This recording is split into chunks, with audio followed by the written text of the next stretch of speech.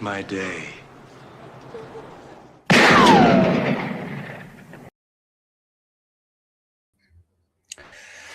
Welcome back to Chillporeal. I am your host, Brian, the Nerdporeal life form. Of course, this is a Nerd Paso production. If you get the reference.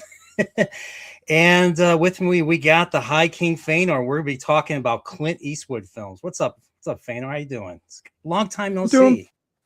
I know it's been a while. It's been too long. I've been doing quite well. Been working hard and working hard on a video that will come out sometime in the next 3,000 years, hopefully. Now the question is, will it come out before the Winds of Winter? Yes, that I can promise you that will definitely happen. Yeah. So apparently, I was watching a video. Apparently, our friend George is more. I mean, we all know this already, but he's way more concerned about his standing in Hollywood than writing his book. Like, apparently, the reason why House of the Dragon was so bad was because of the fact that him and the showrunner just had a falling out, complete falling out. So, and that's all he cared about, and that's why he didn't. That's why he hasn't been writing. And he's the thing is, even with this new show, the Seven Kingdoms, it's not gonna he's gonna run out of source material like his main series. So yeah, sorry, I had to vent about this. It's just freaking annoying. So yeah, no more talk on Song of Ice and Fire. Oh well, no, it's kind of a funny thing. It's like I still find it funny that people unironically, like on Twitter and other places, they will try and compare Martin to Tolkien, and I'm just like, this kind of crap is why that conversation needs to end. But besides the fact is just the writing quality just isn't even close. You can't even finish your own story. As much as I like A Song of Ice and Fire, you can't even compare Martin to Robert Jordan. Especially if you see some of Robert Jordan's best, some of his best writing in the Wheel of Time books. Even Martin doesn't even come close in that regard, in terms of language and like all that. So you know what I mean when you eventually read the Wheel of Time, which I am still stuck. I'm stuck on book 10. I'm stuck on book 10. It's just, man, I wish the series was, well, the series slows down quite a bit. So that's all I'll say. Right. But we're here to talk about our favorite Clint Eastwood films. So the reason why I came up with this, stream, this was in the making for a while. I remember you posted something on X a long time ago, maybe over a year ago, and you were talking about Clint Eastwood films. I was like, holy crap, I have to have him. We have to talk about Clint Eastwood films. I mean, you brought me on to was it the wuxia genre, and of course we talk all about Tolkien whenever on, but this would be a great a nice fresh stream where we're not talking about wuxia or Tolkien. So I figure let's do it. So I was introduced to Eastwood because of the fact that my folks had a lot of VHS tapes of basically movies that he had, either movies that my dad recorded on VHS or movies that he owned. So like we owned Dirty Harry. So I watched Dirty Harry when I was home and I was sick, or whenever I came home early because I was a latchkey kid, especially when I was from 6th grade on. I would go into my dad's stuff and watch all of his old movies. And so I got introduced to Dirty Harry and Every Which Way But Loose. Those are like the two that I grew up with basically. And then I saw I rented a whole bunch more after that. So I'm curious about your history with Eastwood. So my history with Eastwood actually goes back to AMC. Okay. I kind of a similar thing where my dad used to have at his old house, he had this this den area with like a wood fire stove and a big screen TV, like the old big block weighed 6,000 pounds big screen TV. And and we put on AMC, and I forget whether it was for a few dollars more or if it was Fistful of Dollars. It was one of the Man with No Name. It might have even been The Good, the Bad, and the Ugly. It was one of the three. And he's like, "You got to sit down and watch this." I was like, "Okay."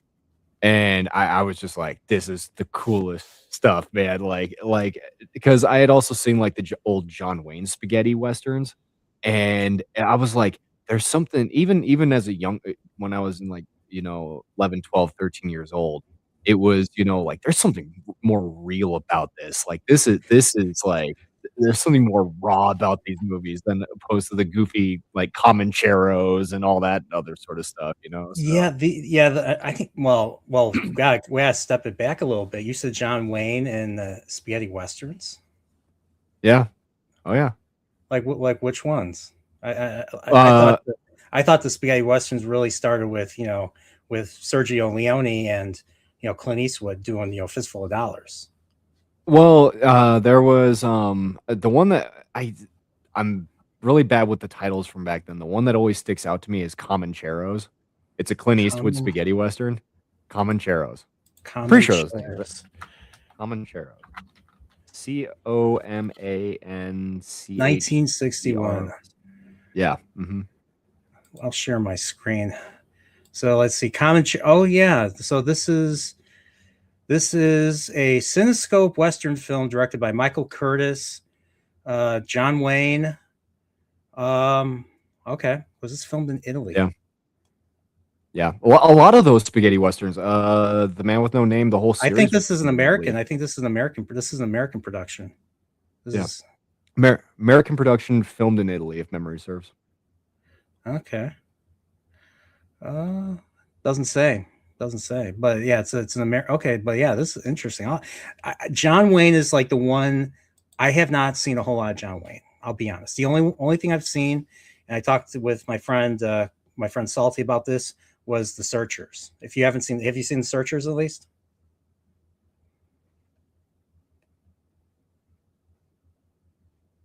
Sorry, I had to step away for like 5 seconds. I have not actually. Oh, bro, you gotta see You gotta see The Searchers for a fifties western. I swear that movie. If you look at the style of it, it rings it rings in a lot of stuff that came after, and it's very for a fifties western. It's very dark, and I think Mm, it might have paved way to the spaghetti westerns and Clint Eastwood, but yeah, I first saw like the Dollars trilogy, the Man with No Name stuff. I always thought that was an actual trilogy, but it's just no. It was just a marketing. It was just a right. marketing play connecting the films because all three films came out the same year here in the United States. So, um, so I saw those on late night. WGN. WGN would sometimes play them late night after the 10 o'clock news. So I Mm, would stay up if it was a weekend or if it was like if it was a weekday or weekend, I would stay up and watch it. I would sneak into the living room when my parents were sleeping and I'd watch it. And very cool. holy crap. Like hearing the it was my first time hearing a dub, and the dub Oh, was insane. I was like, I like these none like you hear stuff, but you don't see their mouths move, or you don't their mouths are not in sync with what you're hearing. right, But the thing right. was, I was like, is that Clint Eastwood's voice? I'm like, yeah, that is Clint Eastwood's voice. So apparently they talked in their language and they just dubbed everything in post pretty much. Yeah, yeah. Well, another interesting because the Man with No Name, I've always felt like needed a kind of final conclusion movie.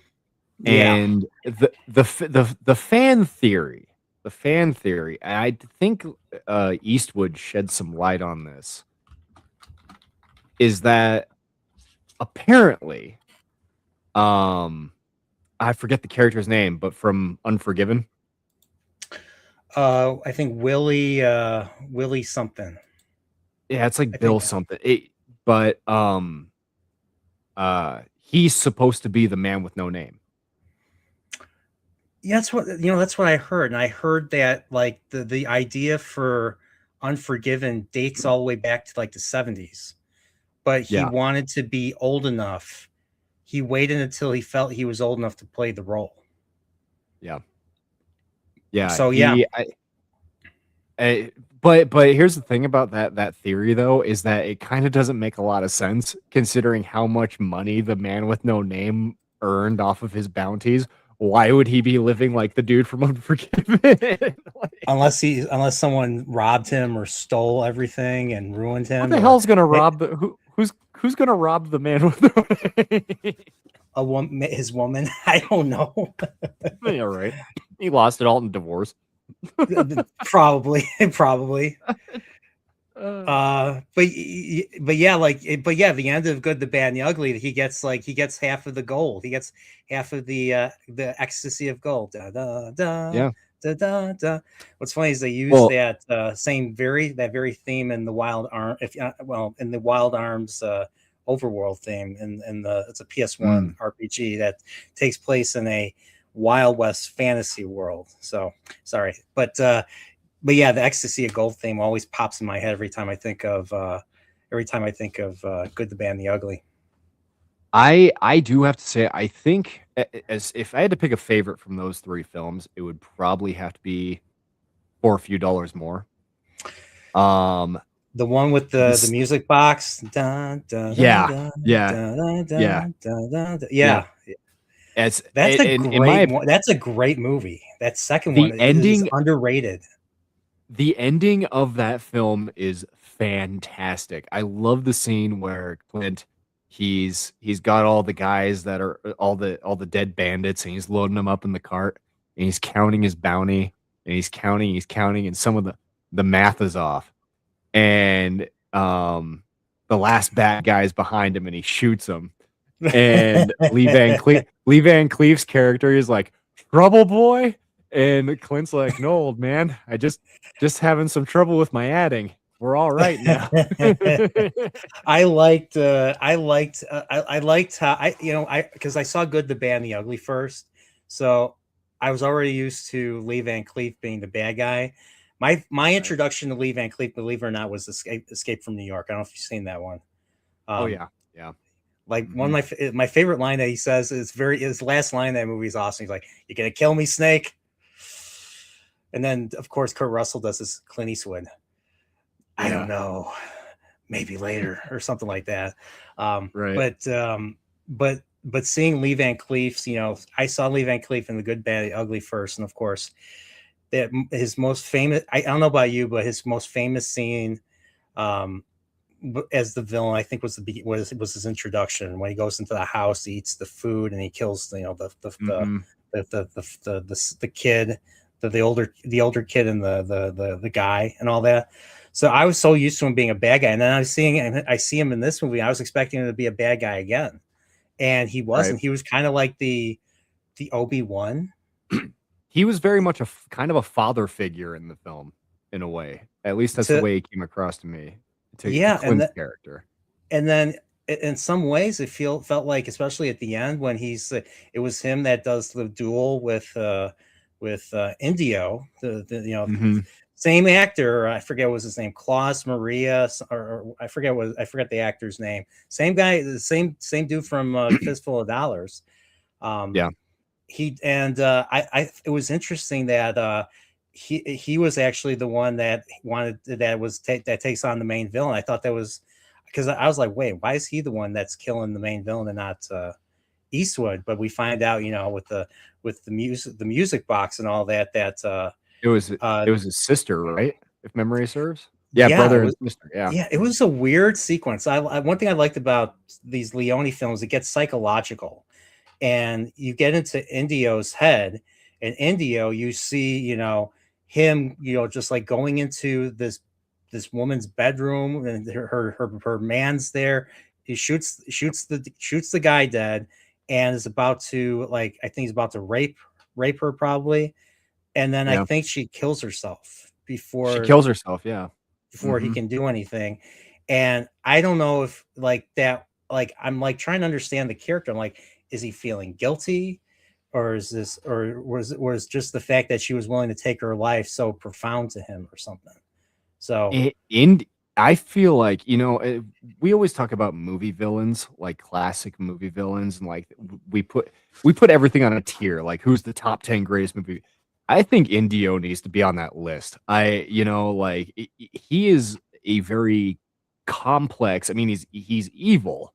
He's very much a villain, but he's very complex in terms of his thought process and his, his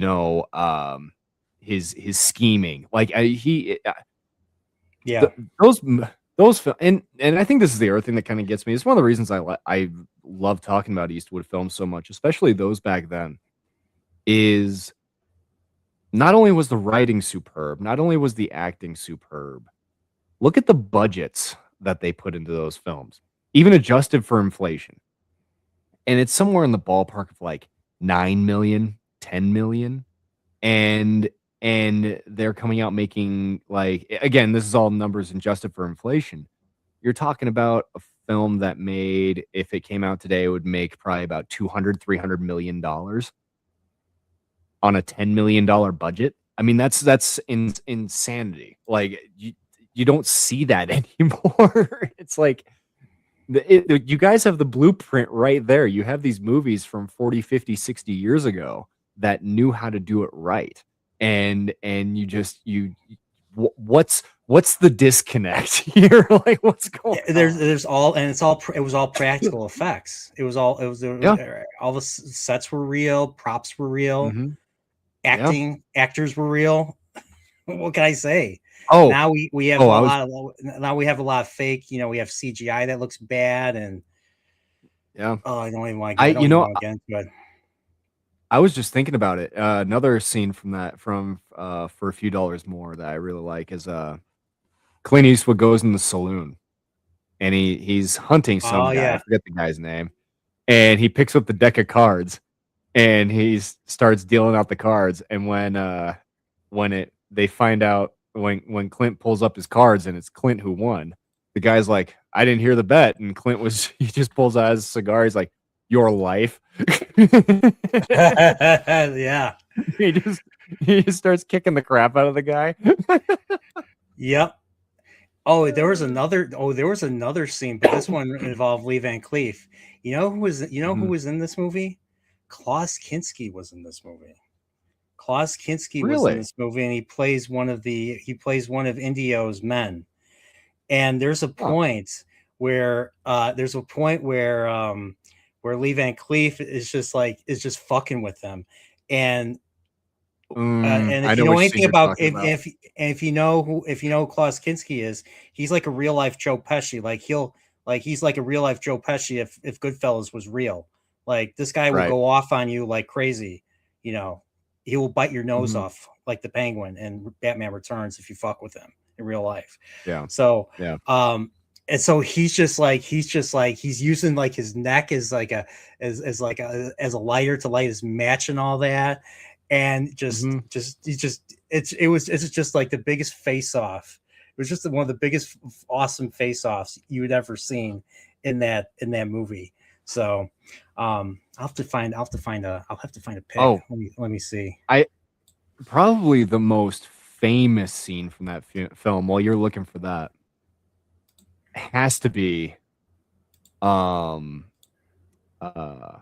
when Eastwood confronts the 4 bandits and he tells the guy, get 4 coffins ready.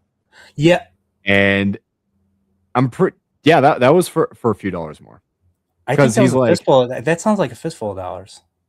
I swear it was for a few dollars more. The one where he's like, I don't think it's nice you laughing. You see, my mule, he don't like people laughing. that was fistful of dollars. That was when he first enters town. Yep, I'm sure. Oh, am I getting him mixed up? I swear that was for a few dollars more. Hold on. All right, let's. I got this right here. Let's see. This is right. I'll be damned. You were right. It was a fistful of dollars. I watched it. I watched it on my way. I went to Japan last year, and it was one of the few I tried to watch some modern stuff. I tried to watch Sinners. I tried to watch some Adrian Brody movie, and I'm just like, this shit is boring as hell. I put on a fistful of dollars. I've seen the movie before a billion times. Locked in. I was locked in. I was locked in. I was committed. So that's how good these movies are. Right. I remember the first time I showed my old lady for a few dollars more. Because she's not big into westerns at all, or like any of the cowboy stuff and guns and any of that, you know. And I was just like, baby, you got to sit down and watch this with me. She loved it. Yeah, This classic. right here. Yep, great scene. This guy is this right here. Look at that face. I can't show too much of it. And Eastwood's, Right, copyright. Yeah, and Eastwood's just watching. He's just watching. Yeah. Look at that pipe. I want a pipe. I have to get a pipe, you know, one of these days. Hey, looking at him. And this dude's like the brew in like every Sergio Leone movie right here. Yeah. Look at that face. And there's no dialogue. There's no dialogue in this scene whatsoever. No, and that's how good this is. You don't need it either. Yeah, you don't need you don't need any lines of dialogue at all for this, because you know you don't have to have somebody. That's the other thing too about these films back then. A lot of show don't tell. You knew exactly what was happening in the scene, exactly what the whole narrative was, and nobody had to say a word. It was beautiful. Oh, that's totally an understatement right there. So, oh, but yeah. So but like you said, I think out of the three movies, so you had, you know, Ramon was the main villain of the first one. He was I mean, there were two factions in Fistful of Dollars, you know, obviously. I mean, have you ever seen any of the, have you ever seen Yojimbo, which Fistful of Dollars is kind of based off of? Seven Samurai? No, Yojimbo. Same director though. It's also Kurosawa. I feel like I have once upon a time ages ago, because if memory serves, I think I had a friend of mine who was like, you know, those Clint Eastwood movies are based off of this, right? And I think he showed it to me, but it's been ages.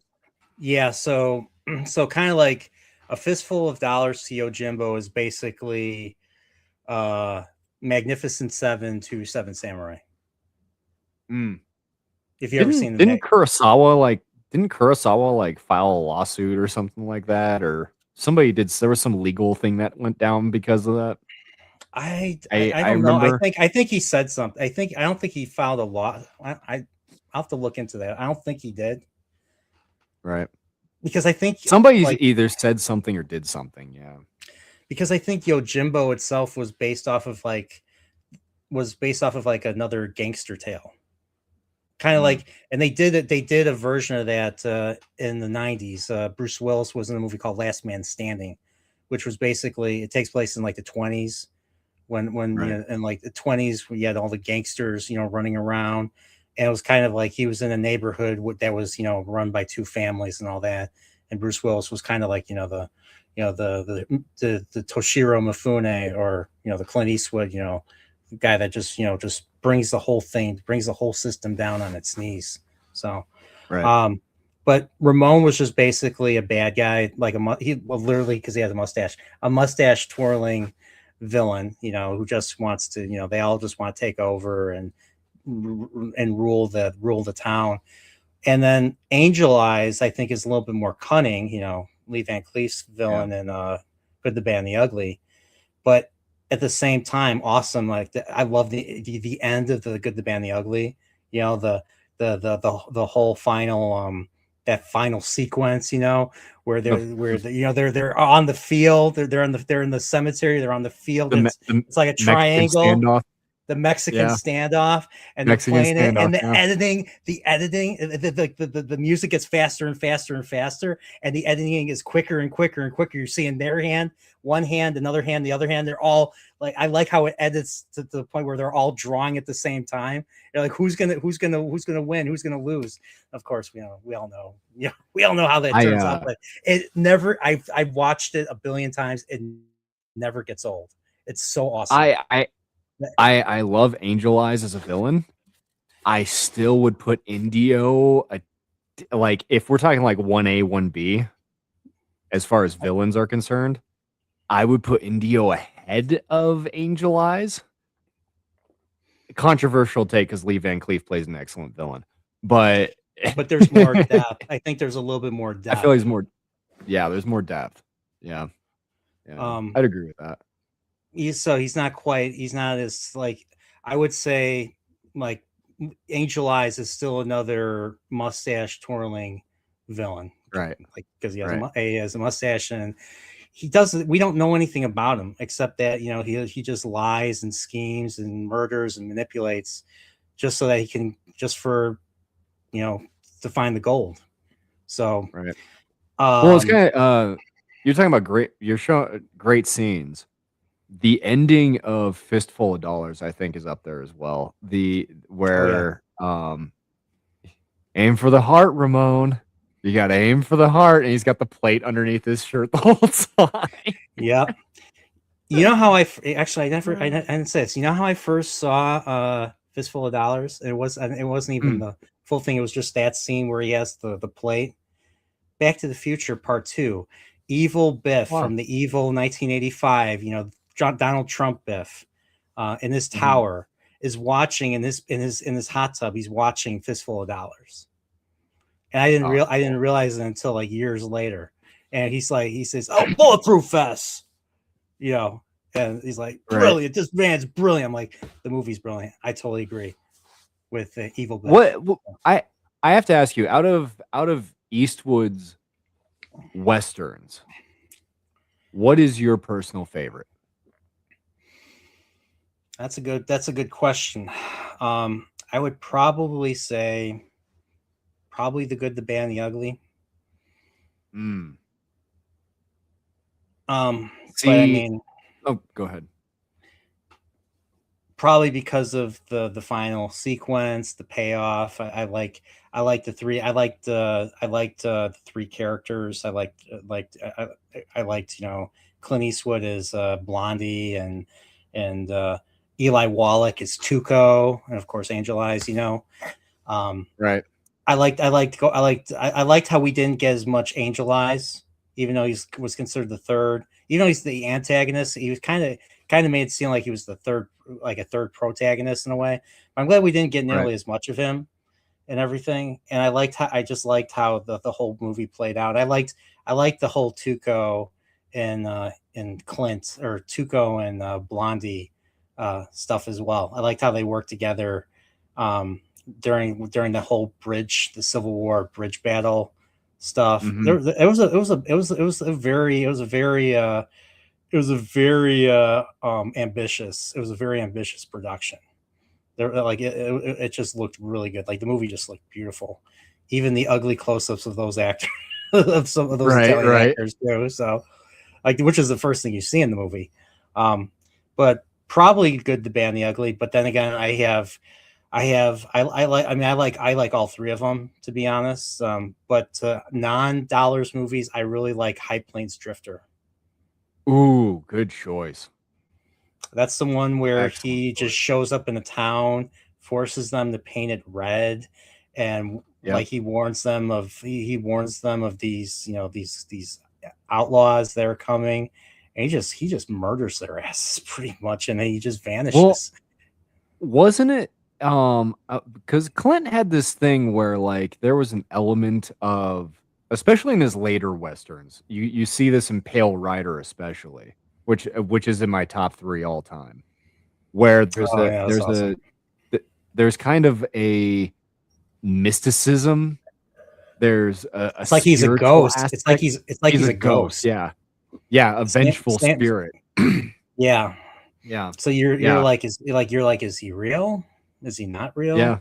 Because I don't know if it was. I think it was in both movies where the villains are like, didn't we kill him, or didn't we? Yeah. Didn't we do something to him? And they're trying to remember, and they kind of leave it up to the viewer. They leave it up to the viewer to kind of like, what do you think? Because you. I think that honestly kind of stems from him wanting to do more. Obviously, we'd have to ask Eastwood himself, but it kind of seems like it has to do with him wanting to do more with the concept from Hang 'em High. Because Hang 'em High is kind of similar in a way, because the guys string up Eastwood's character and he ends up surviving, and he's just on the war path. He's out for blood. Yeah, and the movie doesn't finish. He doesn't. There's two of the vigilantes he didn't catch. Yeah, he caught the main guy, Ed Begley's character, and all the other ones. But there were still two. There was the Native American dude, and there was the old dude that he was still going to go after. I don't know if they were ever going to make a follow up to it, but I thought it was great. I thought it was his first. That was his first. I think that was his first movie they did outside of Italy, outside of Sergio Leone. I think it was his first American production. I don't know if it was his first Malpasso. It might have been his first Malpasso production, which was his production company that he made, that he started with the money that he made from the Dollars trilogy. Like he only made like 30,000, 40,000 for the first film. Now this is the 60s. Right. This is early 60s. Yeah, I was gonna say that's still a lot of money. Chunk of money. but for Good, the Bad, the Ugly, and he wasn't even in a lot of the film. I think Eli Wallach, Tuco. To me, Tuco is the main character of. I don't know if you might disagree, but I personally think that Tuco is the protagonist of The Good, the Bad, and the Ugly, because of how much screen time, just because of the sheer amount of screen time he's in. And it seems like we're really following his character over Blondie. Well, I want to touch on a comment real quick that Angel here in the chat was saying, was that the avenging angel concept is vaguely there in Once Upon a Time in the West with Harmonica, who Clint was the first pick to play. Have you seen Once Upon a Time in the West? Interesting. I feel like I have. I don't want to say I have though, because if I have, I don't remember any of it. That's the if you saw that movie, you'd remember it. Especially it's the one with so it's the one where they're starting, they want to start a town, and I think the place is called Sweetwater, and Claudia Cardinal is basically she's like the main character, and she comes in. She's supposed to marry this guy with 3 kids that live right along the path of the railroad, because they're building a railroad track, and he's living along the path there. And this is like a prime piece of land.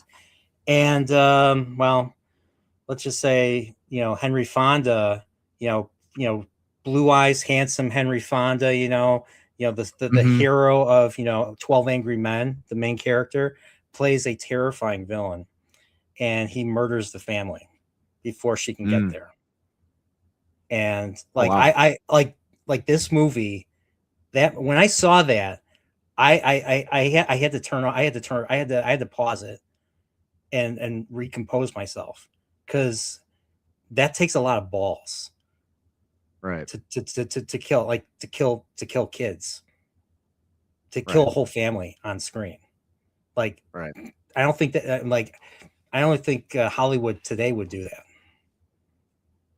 And if they did, it wouldn't pay off. Well, I was gonna say, I mean, since we were talking about Clint Eastwood movies, if memory serves, didn't Indio do that? As I recall, he did. And for a few dollars more, he killed a whole family, if memory serves. I'll have to rewatch it. I don't recall him taking. It was like family. It was like a sheriff or something. It was whose family he took out. I could be totally dreaming that up, but I'm pretty sure I'm right. But I digress. I think it'd be criminal of us to talk about Clint Eastwood movies, and certainly Clint Eastwood westerns, without bringing up The Outlaw Josie Wales. I saw that movie. I Bro. love that film. Yeah. What does he say at the end of that movie? He's like, I think all of us died a little in that war. In that war, yeah. Yeah. Uh, The dude. the scene where um he uh he goes to this like rundown western town, him and his little group that he has, and they the bounty hunter walks in, and uh he's like, you can just walk on out of here, and bounty hunter says, man's got to make a living. Yeah. Clint was like, dying ain't much of a living, boy. That movie was, I mean, that movie, man, that movie was like, that movie grabs you right away Oh because, yeah, like, he's a family. I mean, it starts off with him, as a family man, and then his family gets murdered. So yeah. he goes off and joins the Confederacy, becomes part of, he becomes part of the, the Southern War effort. And then, Mhm. of course, the end of the war happens, the Confederacy, the Confederacy surrenders to the, surrenders to the Union. And you have John Vernon. John Vernon's in the movie. His character, he's like Eastwood and his, company's commanding officer. Um, he has them surrender. And what did they do? The senator that John Vernon's talking to, they just simply screw them over and just try to murder them all. And only Yeah, Clint, only Josie Wales and this young dude get away. And then eventually the young dude dies. He gets shot by like a couple of bounty hunters. Grays. Yeah, And yeah. yeah, the movie just like I'm just like, holy shit. Like I Right, was questioning whether or not he was going to live through the movie. Like right. there were points where I thought he was going to die. I thought that he was going to die. So I was surprised. I was surprised that he survived. I, you talk about a movie with a lot of great lines in it. When he finished getting some supplies or whatever, he runs into those three Union soldiers in the middle of that town. Yeah. Are you boys gonna pull those pistols or whistle Dixie? They're all looking around like, oh shit. Damn. Who honestly I think is the most underrated character from that movie has got to be the Indian chief, the Cherokee chief. Yeah. Yeah. He's great. Let me see if I can. What Let me see if I can find this. when Clint catches him in the sleeping with the Indian woman, he's like, she has this crazy idea that I'm some kind of a Cherokee chief. No, I wonder what gave her that idea. See if I can find. Let me see. Is this the guy? Let me see. I'll show you right here. Yeah, yeah, Is this him? yeah, that's him. Yeah. Only then you could do something like this. Oh, it's so good. Yeah, and if I remember correctly, like the main villain behind like the murder. It's funny that the main villain behind the murder of his family and the murder it was also behind the murder of his unit as well is the one that's Right. hunting him. Is the one that's hunting him and his. I don't know if it was him so much, but it was his group that manages to like take cover and take them all out in a defensive Yeah. position. So Yeah.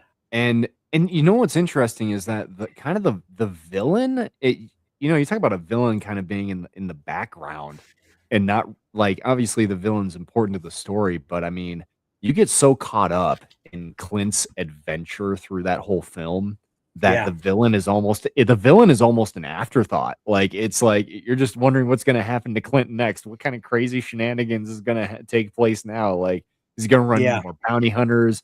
Indians, is it going to be more unions? Like it's so good, and I think it's a really unique play on the on kind of the hero's journey because yeah, you know as much as Clint is the good guy, he can all in Josie Wales is one ruthless dude. Like he doesn't take no crap from anybody. Just No, shoot he him and worry doesn't. about the consequences later. Uh, Yeah, I mean that's what happens. I mean that's what happens when when you like you said like I said earlier, you lose your family's murdered, your unit's murdered. You're bound yeah, to get you're bound to have a heart of stone in that way, and right, right, you just become more cold as a result. So right. luckily, yeah, so that's kind of why, what he says at the end, that that the war just, killed a little bit, or that killed we all died a little bit from that war, really Yeah. hits and everything. I So think I think the more important line, because it's closer to the end, is when he's talking to Ten Bears. The I think he's a command. Is he Comanche or Apache chief? sounds But where Comanche. Clint, but uh, he's telling Ten Bears, he's like, you know, I think men can live with one another without butchering each other. And life isn't so it, hard for us when everything we loved has either been butchered or raped. That's the line from Clint. I'm like, man, that's that's some heavy shit, man. Yeah, yeah. Like, good grief. But Mm. outside of the westerns, because obviously Clint's incredibly known for his what it's probably the thing he's most known for. What outside of those, and I suppose probably the Dirty Harry films, what are some of your favorites outside of the genre? Well, like yesterday I watched The Gauntlet, Mm, which is not it's night it's 1970 it was 1977. This was when Sandra Locke was his girlfriend, before he quit her, literally. It's yeah, terrible to yeah. say, but he hit her and he quit her. What can I say? Um, but yeah, so I watched The Gauntlet yesterday. The Gauntlet was just like, was just an adventure. It was just like an adventure film. Like he basically plays a cop that basically transfers, you know, transfers convicts to court and all that. I forget Mhm. what they call that. Um, and he basically he's drunk, and he hasn't really unlike Dirty Harry, where Dirty Harry's intelligent and has agency. This character, Ben Shockley, um just is just a guy that drinks. He's never gotten married, and he just does what he's told, and that's all he's really ever amounted to. And so Mm, everybody hates him. The new boss hates him. He reports for duty, and he's unshaven, which pisses him off. So he's given a task. He's got to pick up Sandra Locke. So this takes place in Phoenix. He has to go to Las Vegas to pick her up, and then take her back to the Phoenix courthouse from Las Vegas. So he flies out to Las Vegas, picks her up. She's like, "They're gonna kill us! They're gonna kill us! They're gonna kill us!" And he's just like, "What the fuck are you talking about?"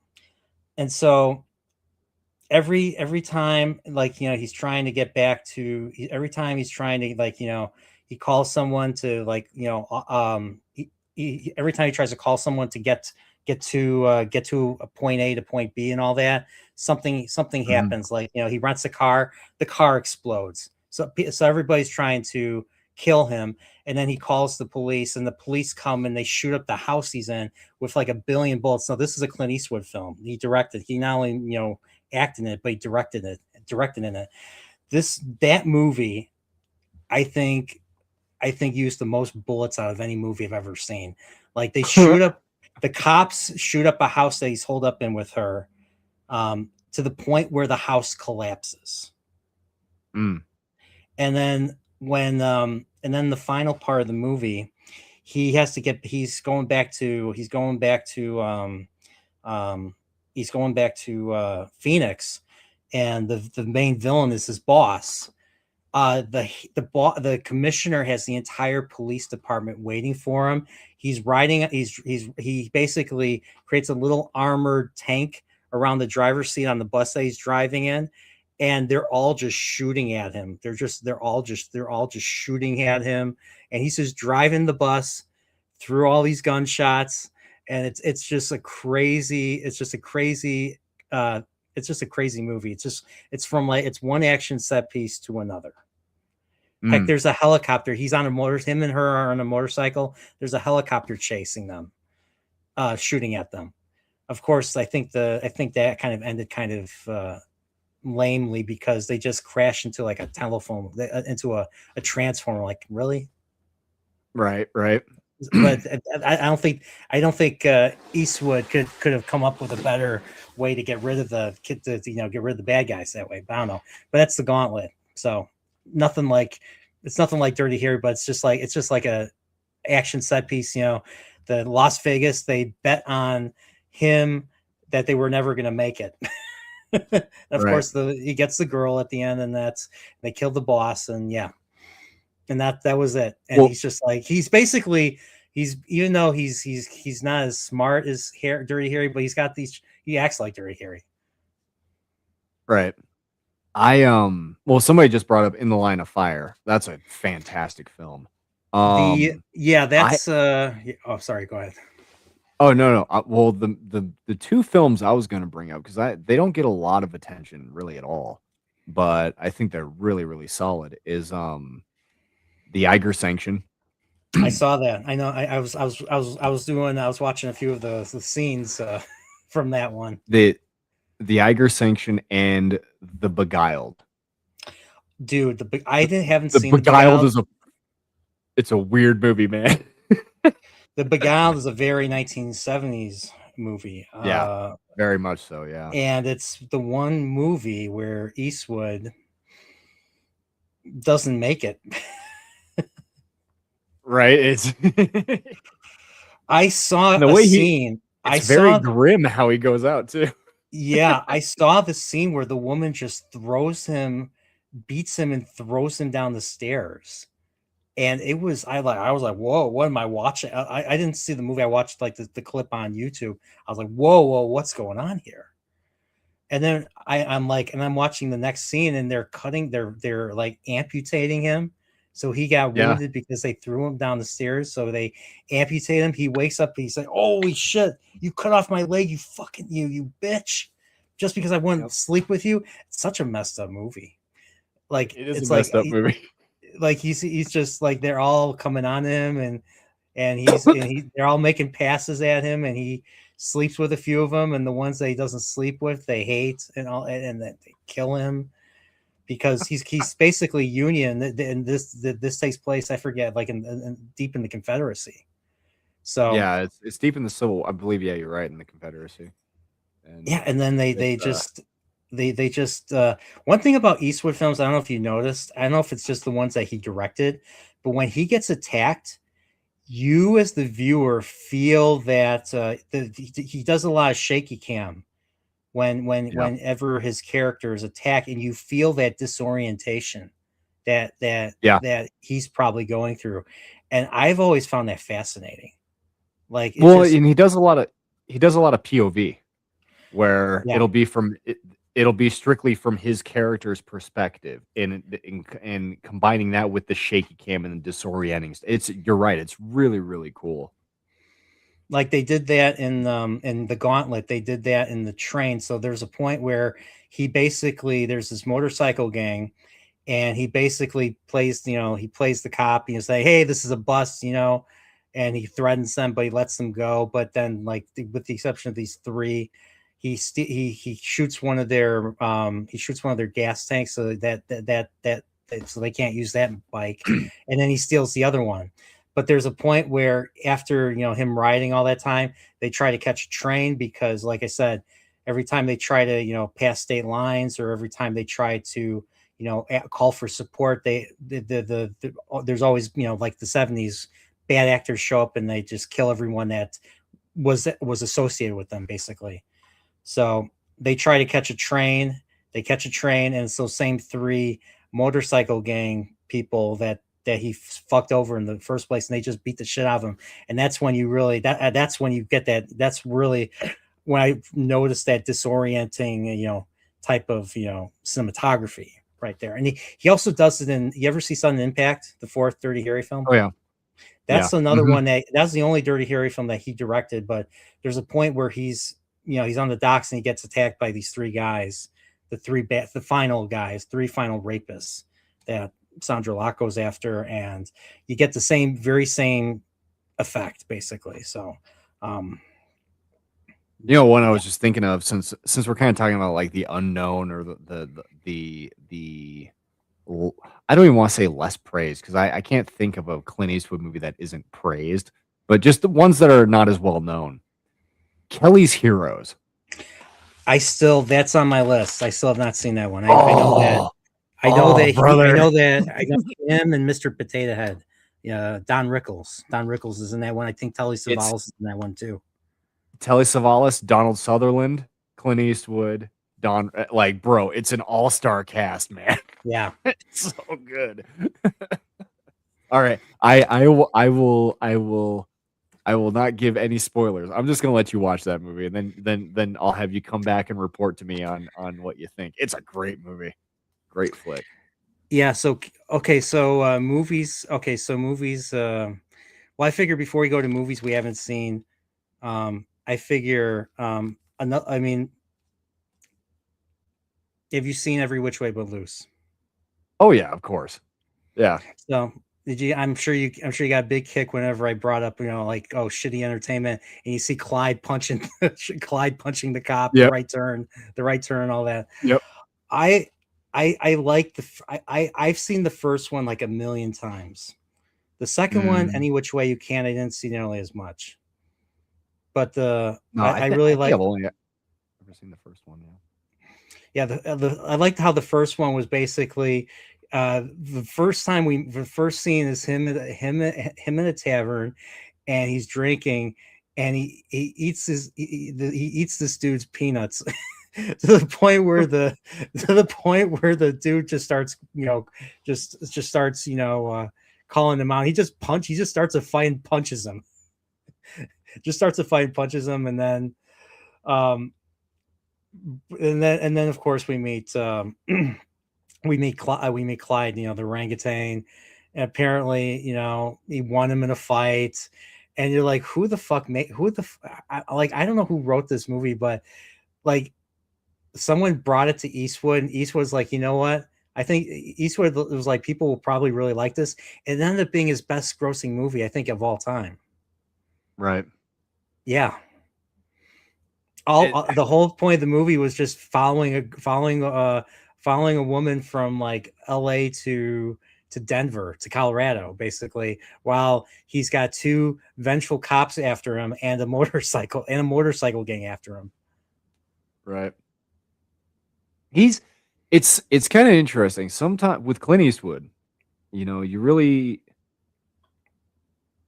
some actors, and especially actors turned directors, they kind of get boxed into a niche and get typecast. Yeah. And Clint had this, like, he could have very easily just been boxed into the Western archetype or the cop archetype, or with Dirty Harry. But I mean, like, he's done so many different. I mean, $1 Million Baby. That was one which was totally kind of like outside of the norm, so to speak. Every Which Way But Loose, I think, was definitely out of that kind of his he's playing like a brawler, a truck driving brawler, basically. Yeah. That just he drives a truck full time, drinks beer, fights people as a side hustle, right? And has a pet orangutan. Like, how can that go? The pet orangutan that likes Oreo cookies, right? And it's just like it's just so out of left field. Yeah. It's so out of left field. And then the orangutan Clyde knows how to, flip people off. Yeah. So, and then you have this Nazi motorcycle gang that he just bumps into and just starts messing with. And then he steals their bikes and he beats them up, and the whole gang's like, we gotta get back, and you don't just beat up our boys, and all that. And throughout the entire movie, they just get humiliated one after another. Heck, the old lady Ma takes out her shotgun and just starts shooting their bikes, and they have to flee. That's just how like their entire arc is just like a humiliation ritual. And then Eastwood by himself beats them all up at the end. Oh man, I can't believe I forgot to, since we were talking about ones that were out of left field, Space Cowboys. I saw that once. I've seen that movie probably about 50 times. Isn't Donald Sutherland in that one too? I know Sutherland is in it. Tommy Lee Jones is in it. Tommy Lee Jones. There's one other one I can't remember off the top of my head. Another very, very famous actor. Let me do a quick Google here. Burt Reynolds? No, not Burt Reynolds. Space Cowboys. Were they? Was him and Burt Reynolds ever in a movie together? Clashing of Clint and Burt? I don't think so. I don't think they ever crossed paths in film. I'm pretty sure. I'll have to look. I'll find out for myself now. Who else was in Space Cowboys? But yeah, it was Clint Eastwood, Tommy Lee Jones, James Garner, and Donald Sutherland. Okay, James Garner. Okay. Yep. Mm-hmm. I think time has forgotten James Garner, but James Garner was a lot of good shit too. So I'll tell you, some of the casts for his films have been unbelievable. Like, I mean, look at Unforgiven. I mean, the cast in Unforgiven, that's like... I mean, you have freaking Gene Hackman as the villain. You have Morgan Freeman, Richard Harris. Yeah. It's like... Yeah, it's awesome stuff. It's like you get to see these guys like, like... There's like a skill. Yeah, and there's like a consistency. There's like a consistency because he hires a lot of the same actors in a lot of his movies. So he has a good. So I believe he develops a good working relation with a lot of people. Yeah. And I was watching a clip of like Tom Hanks describing his experience in the movie Sully, which I haven't seen Sully. I've seen that interview. He's on like Conan or something, if memory serves, right? And he's like he treats his actors like he treats his horses. He treats his actors like he treats horses and all that. Yeah, he's like he's very quiet. He's very quiet. He's very quiet. Yeah, action, like that. And I was reading that someone in the comments said that the reason why he directs like that is because of the fact that when he was on the show Rawhide, which I'll be honest, I have never seen Rawhide, but I heard that damn theme. My parents used to sing that damn theme all the time when I was a little kid, and then hearing it in the Blues Brothers, and I didn't even realize I didn't even realize that was a Clint Eastwood show until years after that. But apparently, when he would he would be ready for acting and all that, the director would always scare the horses by screaming, lights, camera, action, and then it would just mess with the actor. So he never did that. And right. And the directors and writers and the producers never let him direct an episode because he was interested in directing as early as when he was doing that show. And he got the reason why he took the Dollars trilogy in the first place was because of how different the Man with No Name was compared to his character. He was like the young co-star and all that. So right. But that's kind of where the directing kind of came from. That's kind of why he directs the way he does. So what can I say? Right. But figure we talk about, have you seen all the Dirty Harry films? It's been a while. I have seen them all. I haven't watched. I have the whole. I'm staring at it right now. I have the DVD collection of Dirty Harry, and right next to it is There's just a shitload of Clint Eastwood movies. Yeah, you My probably entertainment have. You know, center. what's funny is I was looking at I'm looking at my physical collection now. I'm kind of disappointed in myself. I don't have nearly as much as I should. Like I have the Blu-ray Dirty Harry collection, all 5 films. I bought I think they came out with Dirty Harry in 4K. I bought that like a steelbook. And the only thing else I have besides that is the $3 movies in 4K, basically, and that's it. I don't have anything else. I'm still waiting for I stuff. actually have. Give me 1 second. I'll keep talking. I actually, since we're on the topic, I just remembered I own something that is really really cool on the subject matter. All right. Well, interesting. Yeah. So I mean, movies I do want to pick up. I do want to pick up Unforgiven. I do want to pick up Play Misty for me. That's another one we didn't talk about. I don't know if you've seen that one, but I do. Play Misty for me is one. I'm trying to think. I don't know if I'd buy the Beguiled. Probably wouldn't buy the Beguiled. High Plains Yeah, Drifter, I would yeah. totally buy. High Plains Oh, Drifter, I'd 100%. totally buy. Outlaw Josie Wales, I would totally buy. Uh, um, I do need to get Every Which Way But Loose on Blue. We had that on video. I need to get that on 4K or Blu-ray or something like that. My Oh, so I got sorry. I got it right here. My lady got this for me because she knows I'm a huge Clint Eastwood fan. It's called Clint Eastwood Icon. It's the essential film art collection from all of his movies from the 60s until the 2000s. mhm. It's cool. I'll actually here, let me um let's see here. Clint Eastwood Icon. Clint Eastwood Okay. Icon. I'll send you and it has it's not just all of the uh English movie posters, it's all the Italian ones too, Japanese. Oh, that's cool. Well, that's cool, man. I'll take a quick picture. I'll send it to you over messages. Okay. Over chat. Let's see if I can get some. I love those poster. I love the art. I love the art of the various posters, especially the first Dirty Harry. Yeah, let me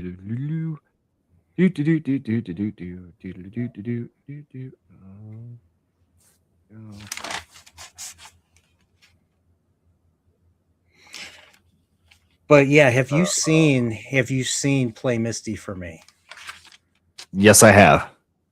Bro, that movie, I think that movie might be the most real for Eastwood because it takes place in San Francisco or in the San Francisco area, and he's basically, I think in my opinion, he's basically playing himself, which means he's he's naughty boy and we'll have sex with somebody and then quit Right. them. And then the Right. woman comes after, and then the woman played by the mom in Arrested Development comes after him and just starts fucking his life up. Like she just stalks him and shows up at the worst possible moment, like ruining a deal he was going to make with somebody because he's a jazz disc jockey, and then she ultimately stabs his housekeeper, and then basically she just sneaks into his house and he wakes up. He's alone in his bed. He wakes up, he looks up, she's there with a knife, and she nearly stabs him to death. And then she just flees. It's a terrifying movie because it's from his point of view, if you know what I mean. And then kidnaps his girlfriend, and then they have their final fight in the dark and all that. And then, just all around thriller before Fatal Attraction with I still haven't seen that one with Glenn Close and Michael Douglas, but same idea. Yeah. Crazy woman, There's a Clint Eastwood movie I've never seen. What? Called The Witches. The Witches. The Witches, 1967. The Witches. Yeah. Let me look. What's that about? Clint Eastwood, The Witches. Yeah.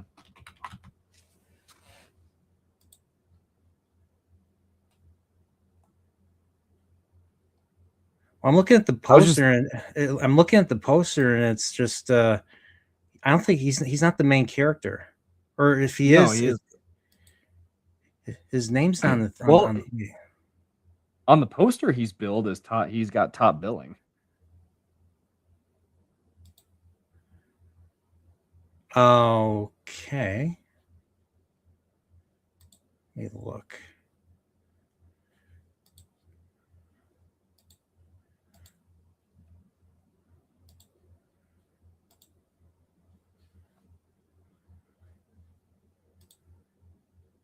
Yeah, that's him, all right. Yeah.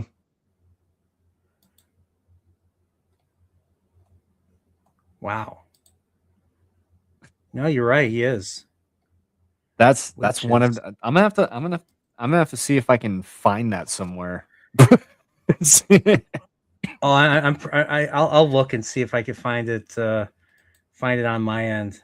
And I could send it to you via Google. Right. Yeah, The Witches. Interesting. And this is an Italian. I think this is an Italian movie. Yeah. Silvana Mangiano, Alberto Sordi, Annie Girardot, Massimo Giratti, Francisco Rabal.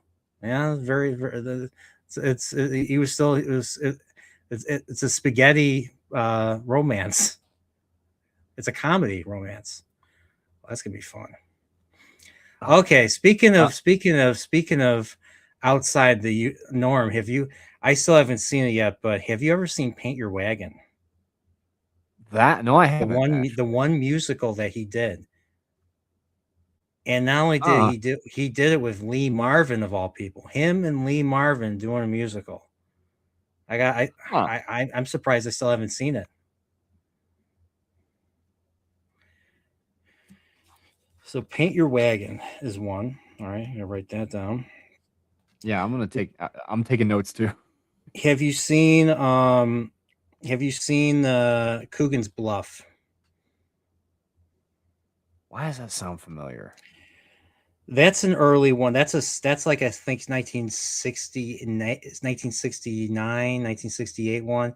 He's basically in New York City. He plays like a sheriff or like a deputy sheriff or a marshal or something. He's basically after this one criminal and all that. So he's kind of like, Hmm. he's kind of like the tough, kind of like tough law enforcement guy. Um, it's been a while since I've seen that one. What about have you seen Joe Kidd? Oh That's yeah, another Western he I've seen did. Joe Kid. Yeah. I didn't like it nearly as much as I thought I would. I don't even really remember. The only thing I remember is I think Robert Duvall was in it, I think. Hmm. Robert Duvall was in it. Yeah, he was basically he was wearing the outfit that Marty McFly wears in Back to the Future Part 3 when Doc dresses him up. He's wearing like the red pants. And then so when he goes back in time and he goes to the tavern and then there's Buford Tan, they're all of them are laughing at him because of how he's dressed, the Hollywood, the Western and all that. So, but I think that's how Joe Kidd dressed or that's how Clint Eastwood dressed in Joe Kidd. And that's kind of why they call him. I guess that's why they call Marty Clint Eastwood. Clint Eastwood in the movie. That was my first Right. Western, believe it or not. It was Back to the Future Part 3. So I think the first time I ever heard the name Clint Eastwood. So You know another um, one that we were just thinking of? Two Meals for Sister Sarah. I haven't seen that one. I still have not seen it. Ooh. Doesn't he play like a man with no name? Yeah, very much so. But Very much. But Yeah. it's not a Sergio Leone, and it's not. it's an American production. I know, like I think Yeah, Shirley MacLaine plays the sister Sarah or something. I think she's a hooker. yeah. 2 meals for Sister Sarah. I'll have to check that one out. Um, what's the what else have we not talked about?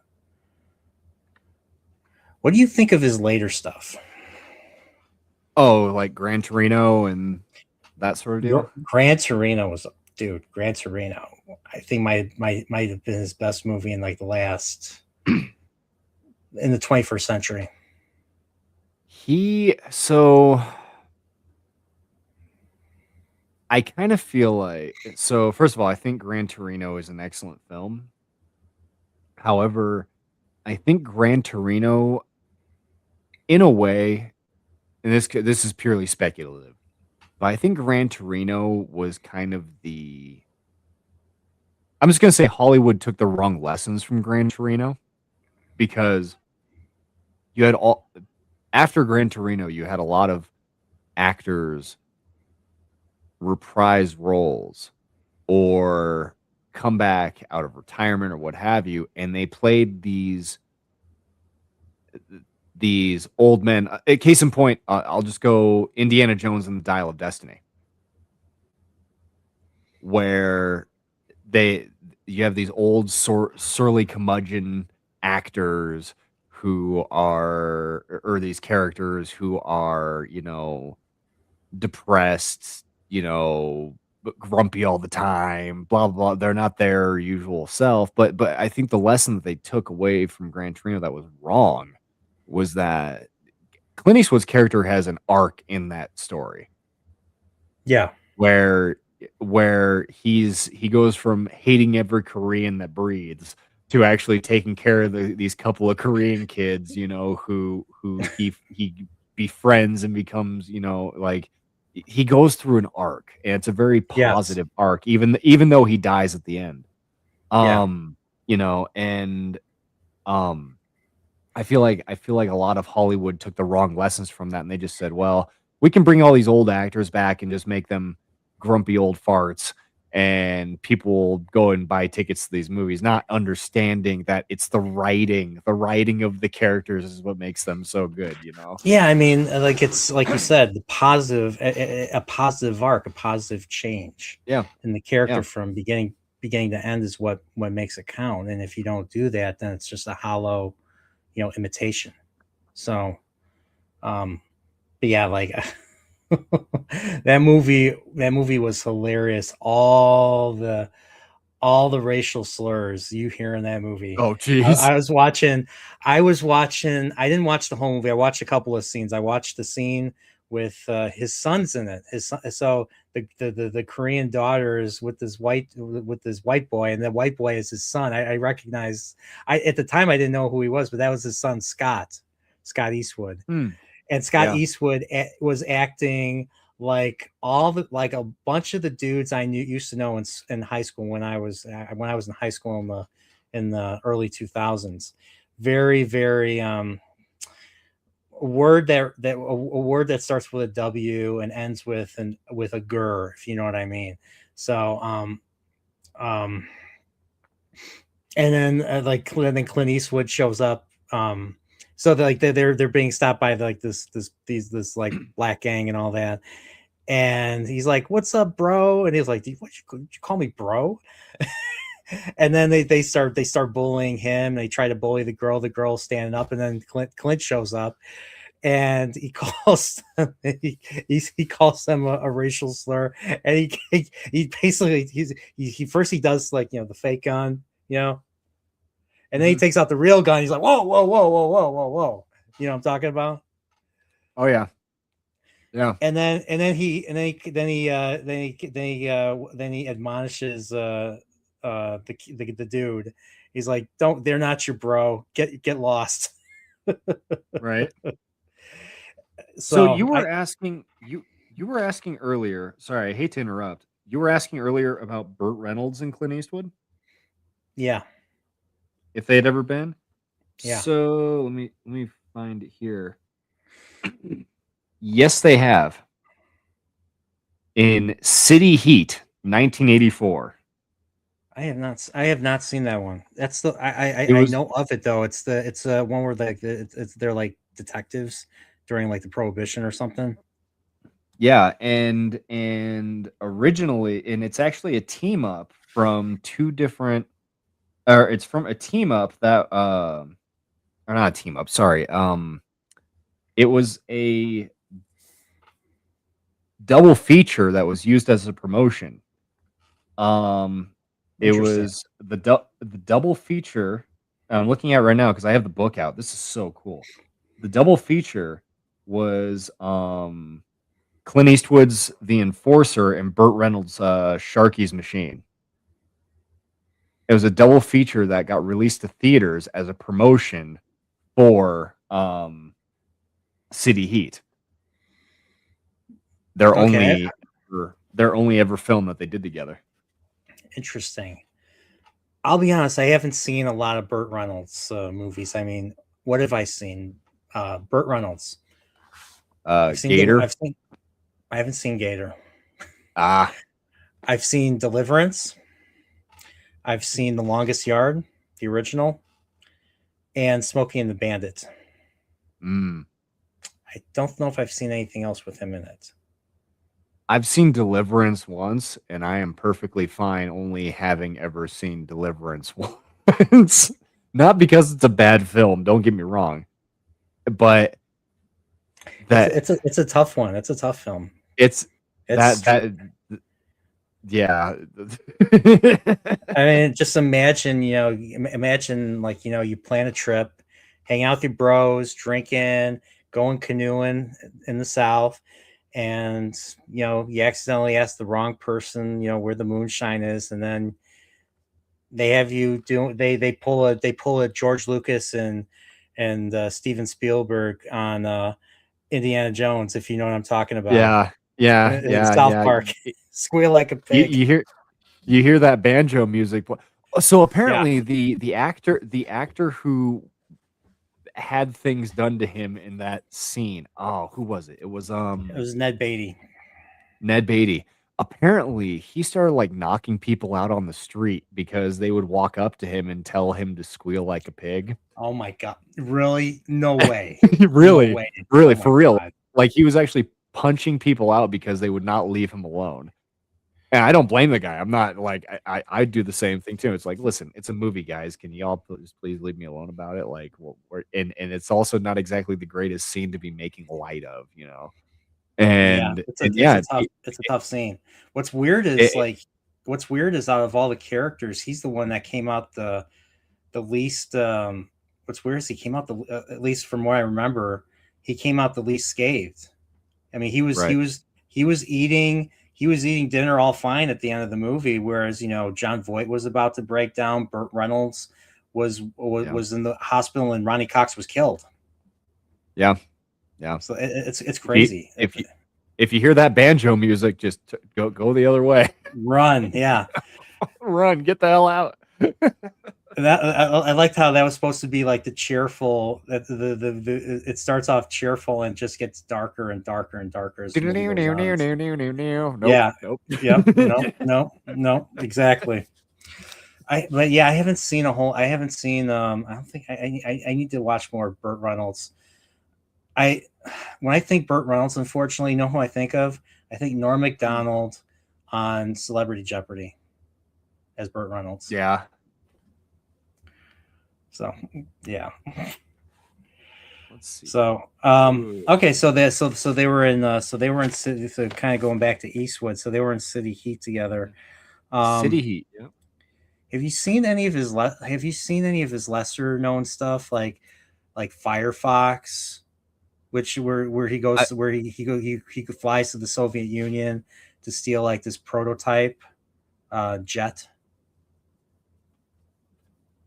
oh, that does sound And familiar. Admiral Piet from Empire Strikes Back is in the movie, and that's all I What year was remember. that? That was like 82, I think. 82. Yeah, this I'll be honest, Eastwood was such a workhorse, like No his kidding. entire career. Like he would be acting in movies, he'd be directing movies year after year after year. Like he always had a project come out every year almost. I at least I think. and it was like that in this. It was like that throughout the entire 70s, 80s, 90s. Well, maybe not the 90s so much, but Well, definitely in the 90s he had 70s and 80s. Unforgiven. 90s he had Unforgiven. He had was In the Line of Fire. That was the 80s, wasn't Yeah, it? that was 90s. That was 1993. That was 93. Yeah. Yeah, that was But I think. Yeah, since you brought up Firefox, yes, I have seen that, and I am going to send you this. It is the this movie poster book is so cool. You know what's funny is it's been sitting on my bookshelf, just sitting there, like pretty much unopened. Like I've skimmed through it a few times, and I'm like going through all this stuff, and like aside from um you mind if just the I history you of mind if it. I share this? You mind if I share this? I opened Go ahead. the Go ahead. image. Yeah, go ahead. I sent you another one too. It's for the Firefox one. Well, let's.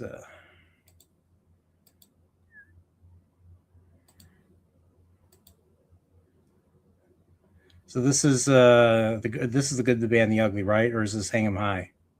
No, it's Fistful of Dollars. Actually, I'm pretty sure. Fistful. I could be wrong. Hold on. I don't No, it think it's says Hang 'Em no. You're High. right. It says Fistful of Dollars right here. You know, you're right. Yeah, yeah. I don't remember there being a noose in that one. It could have just been just part of the promotional, you know. Oh, this one's cool. Oh man, Yeah, right, look right. at that. Yeah. Why can't they do movie posters like that? I don't know. The Japanese do such a good job. Do you have anything Dirty Harry? Oh yeah, oh yeah. Let's see here. Let me open up.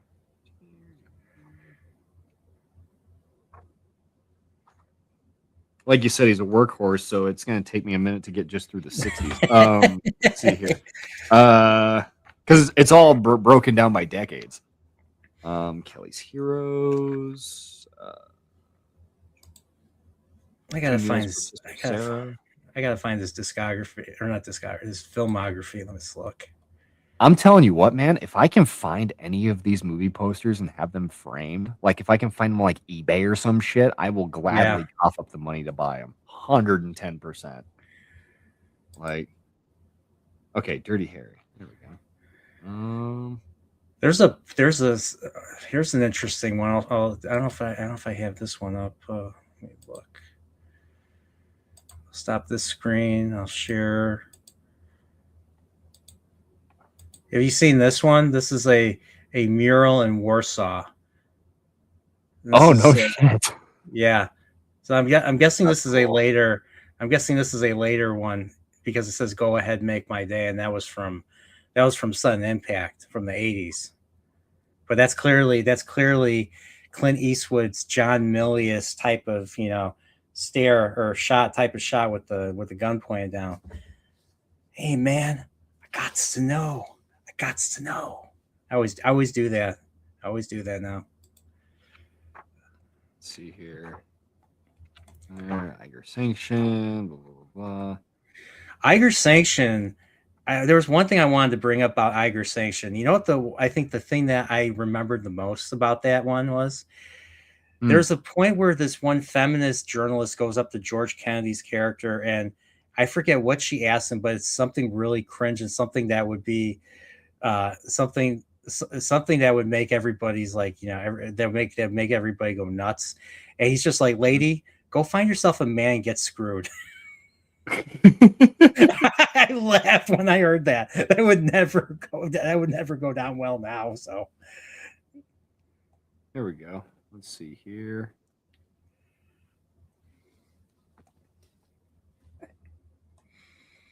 Yeah, I think that's what I'm gonna do. I might do that after we're done with the stream. I'm gonna go on eBay and try and find all these old movie posters, and I'll put in a big fat order for a bunch of them and have them framed and put on my wall. Heck yeah. Finally, filmography. Jesus Christ. Holy We're gonna be scrolling for a while. Yeah. So, Barisi, I never even heard of this one. Oh, it's the one where he just directed. Okay, I figure, we're kind of running out of time, so we gotta talk. We gotta talk Dirty Harry. We gotta talk the Dirty Yeah. Harry films. Yeah. So, when I want to have a Clint Eastwood discussion, I ask Feanor to be on. That's my policy. How does that sound? That movie. No one puts ketchup on a hot dog. That is I think that was from Sudden Impact. That was right after they find a dude who's they find a dude in the car who had his balls shot up, basically, and they're talking about hot dogs and all that. So what's a jamf? That's a jive ass motherfucker. Yep. What sucks was that one actor that says that, Albert Popwell, who plays like the criminal. He plays the bank robber in the first one. He plays the pimp in the second one. He plays like the black supremacist Mustafa character in the third one. Mm-hmm. And then the fourth one he just plays his buddy. Is another ex cop or something. So, I did like that consistency. I was annoyed that he wasn't in the fifth one. He was in the Deadpool. Everybody thinks Deadpool. Yeah. So, yeah, Deadpool. The Deadpool. So. The Enforcer was pretty good too. Yeah, The Enforcer, I think I first saw on WGN. They were showing it during the day on, I think it was a Saturday or Sunday.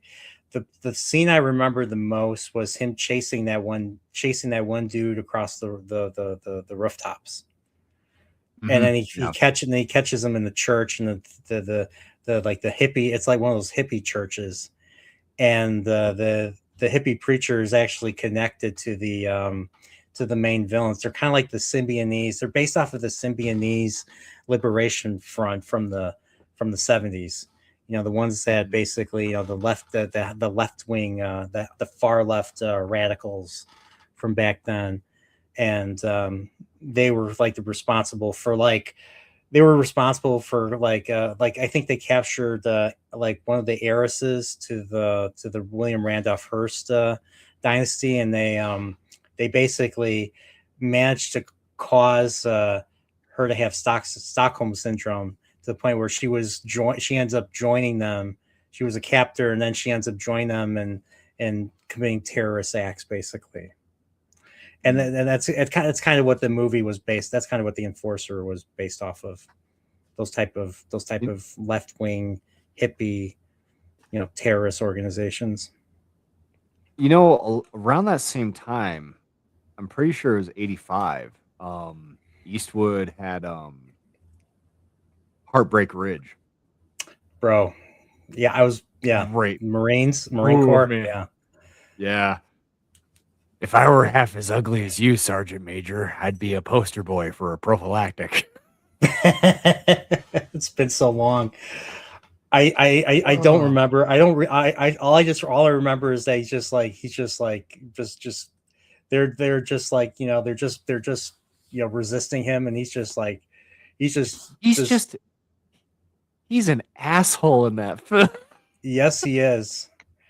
And I like how they're all running and they're all sprinting, and they get tired, and he just keeps running. He just keeps running like it's nothing.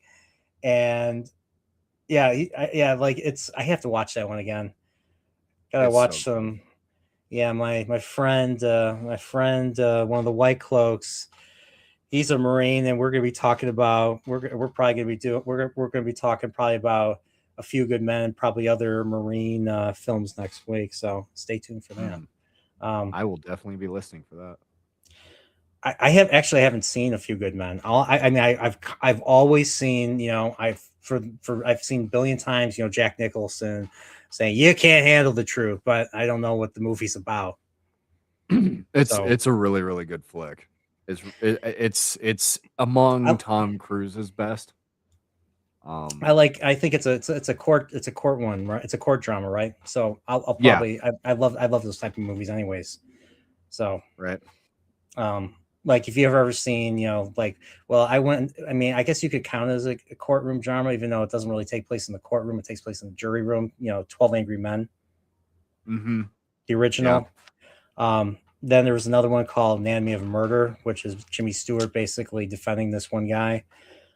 Mm-hmm. That was good. Judgment in Nuremberg, if you're interested in, like, the post World War II, them basically, I don't know if it was Goring that was on trial.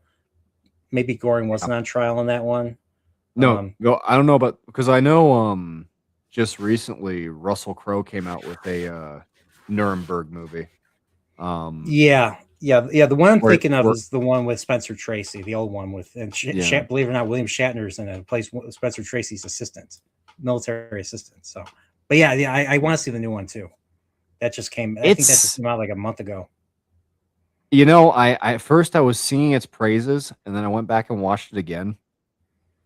And while I still think it's a fine film, I think I have to kind of I have to take back what I said initially, and I'll just say it's a fine film.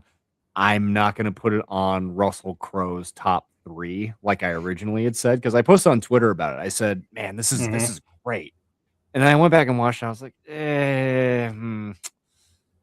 maybe not so much. Like, I can't put this ahead of Gladiator or Master and Commander or what's the other one I was thinking of? Beautiful Mind. Beautiful Minds up there too. Yeah. There's quite a few. And American but I Gangster. can't, American Gangster, I can't put it above one that he did fairly recently. It's about a priest who does exorcisms. I haven't seen that one. Shoot. It's it's good. My old lady, she's big into horror films. And so is our roommate. And I was like, you guys need to check this out. You guys will love it. And they did. So, but yeah, Nuremberg, it was all right. Like, after the second watch through, I was like, this is okay. But All right, I'll keep that in mind yeah, then. yeah. Keep in mind, I mean, it's worth a watch. It's a fine film. It's a fine film. But I was just kind of like, yeah, like, it's not. I probably won't visit it again after the second watch through. Hmm. But So, anywho, anywho, Dirty Harry, anywho, first film. Dirty Harry. That Hmm. movie is brutal. Yeah.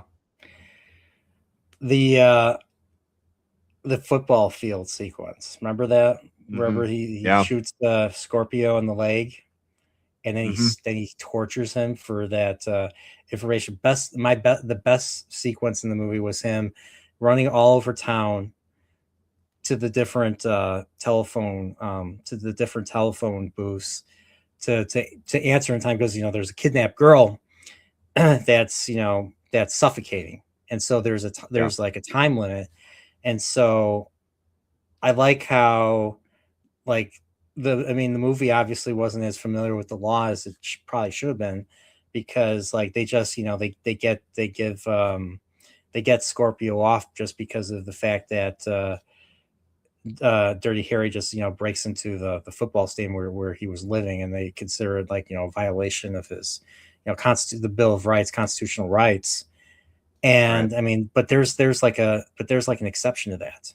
I forget what they call it, where you're working you're working against time to there's like a hostage situation. You're working against time to Right. find this victim before the victim dies, before the victim expires, Hmm. basically. So Yeah. um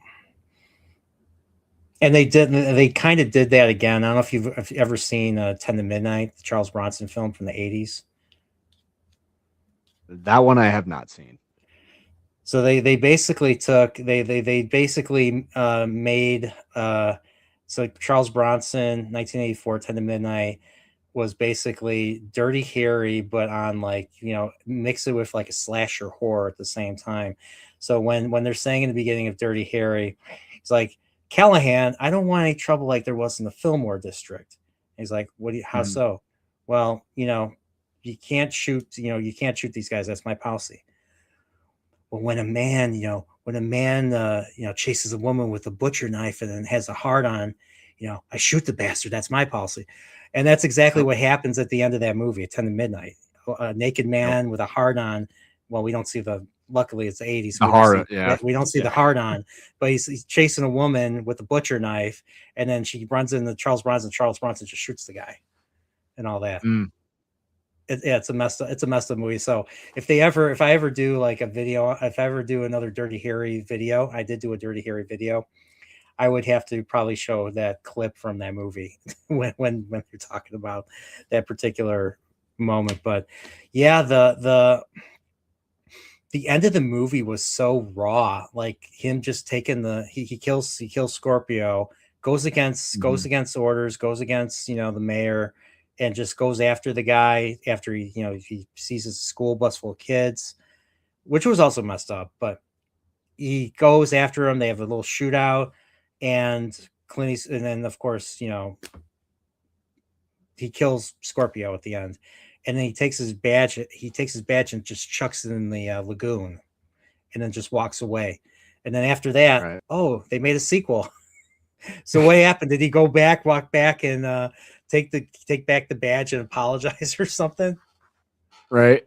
But it was such a raw ending of the movie. It was a sad ending. It was very because there were 70s.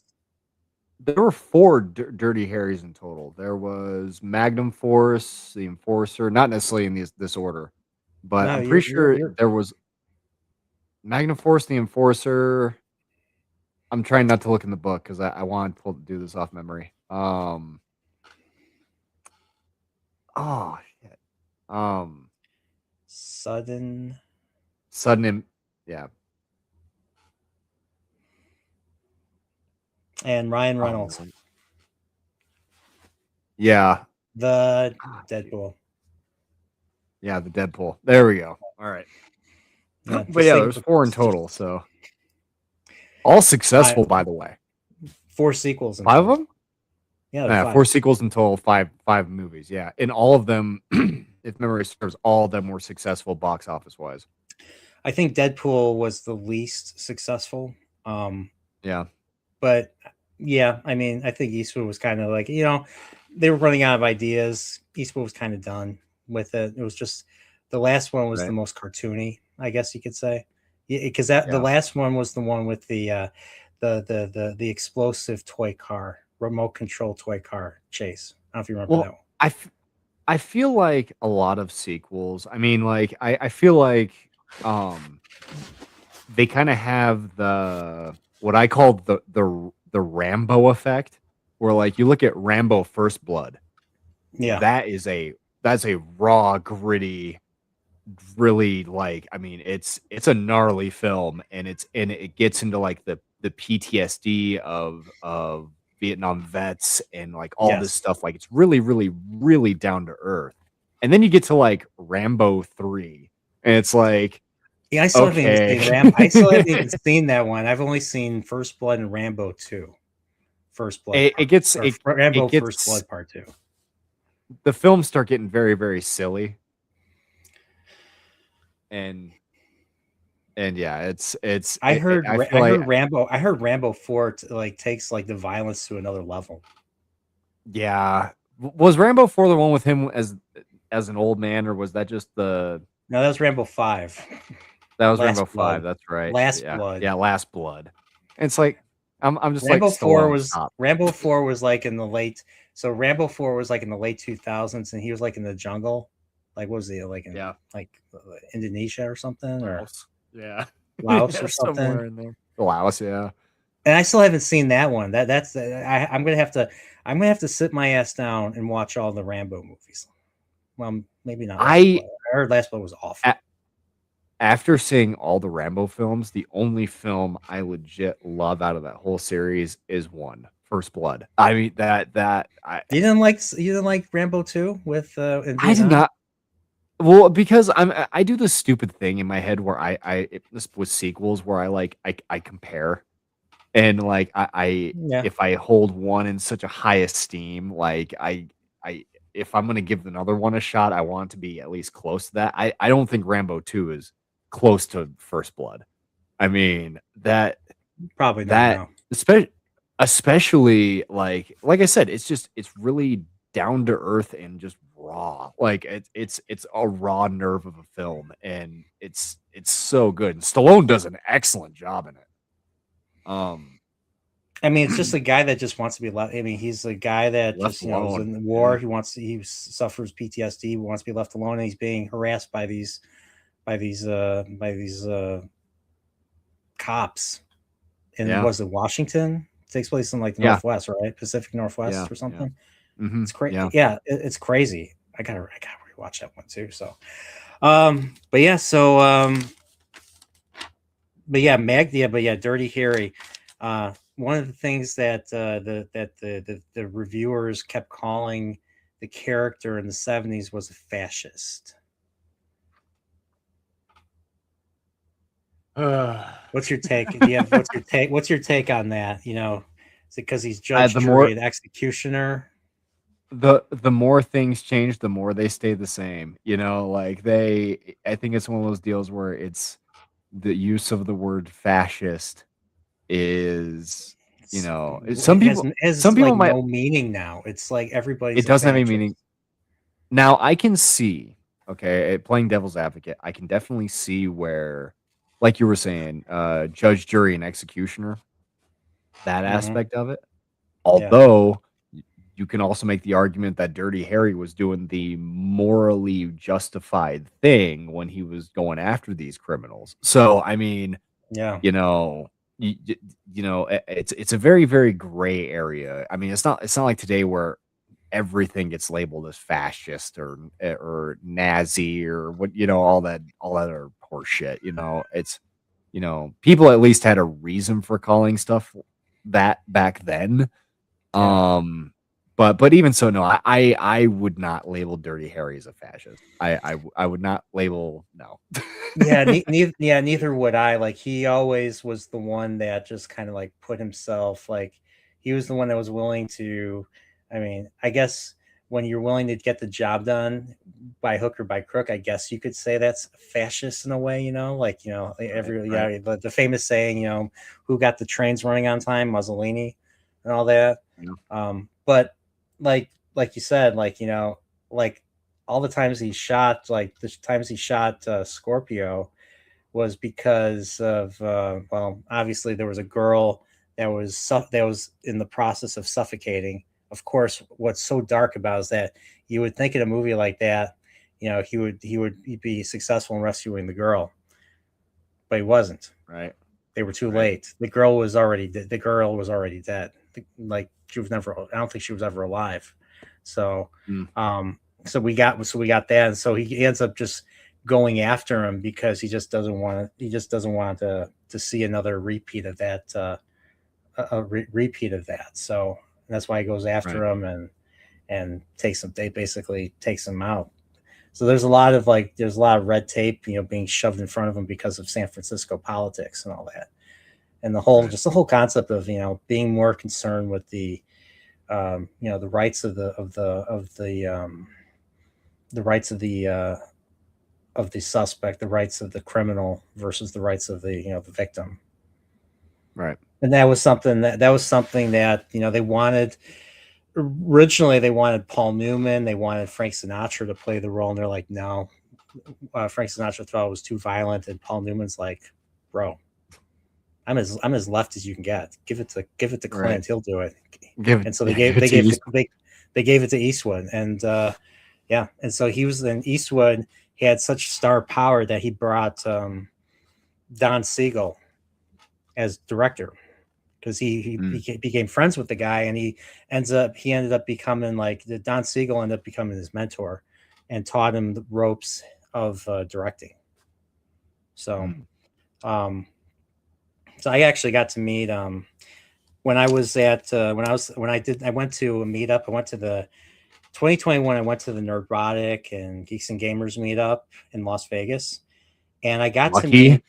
I got to meet that was a long time ago, but I got to I was going to this. I was staying because I'm a big Star Trek fan.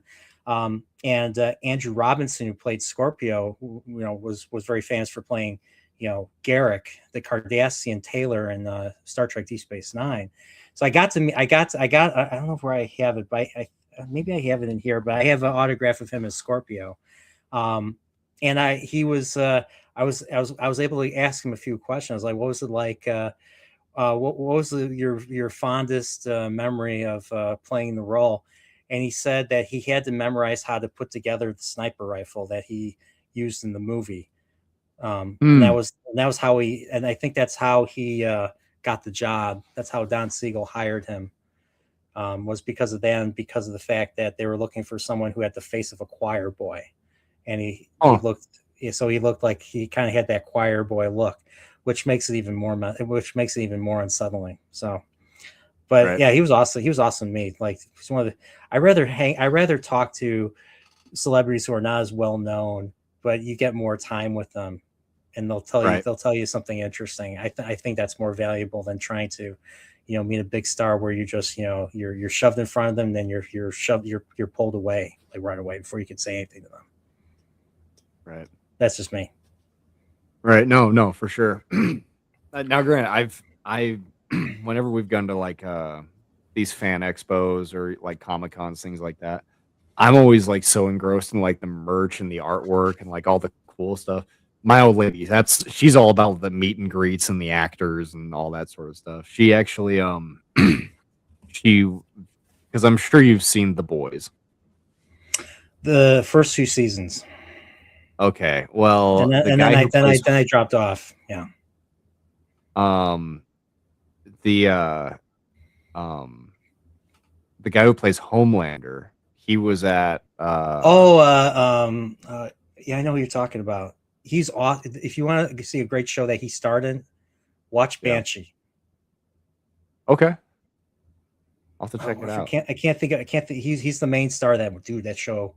That's one of my favorite shows of all time. It came out in like 2013, I think. It came out 2011, 2012, 2013. It was 4 seasons. It's like, if you want to watch a comic book series, like an R-rated comic book series that actually has action and is awesome, and the main character is so cool, and the characters in that show, the dynamics are really cool, and nobody's safe.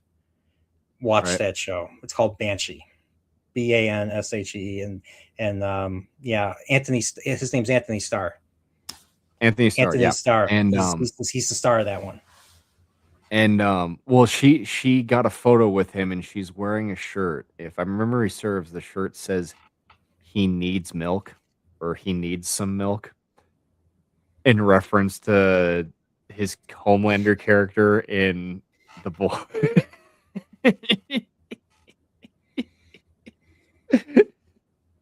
And I saw the picture. I was like, "Really, babe?" Is that show still on, by the way? Oh yeah, that's still ongoing. I'm pretty sure. Oh boy, it's like season 5 or season 6, something like that. Homelander. Yeah, I mean, I think he was the best. I think he was the best character in that series. Oh, 100%. There's a reason why.